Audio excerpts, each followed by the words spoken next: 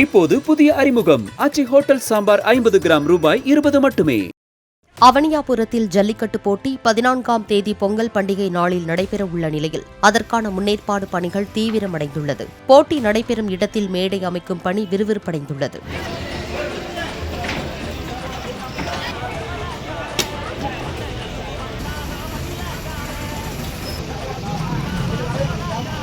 எஞ்சியுள்ள பணிகளான வாடிவாசலுக்கு முன்பு தேங்காய் நார்கள் கொட்டுவது, தண்ணீர் தொட்டி வைப்பது மற்றும் சிசிடிவி கண்காணிப்பு கேமரா பொருத்தும் பணிகளும் விரைவில் முடிவடையும் என்று எதிர்பார்க்கப்படுகிறது.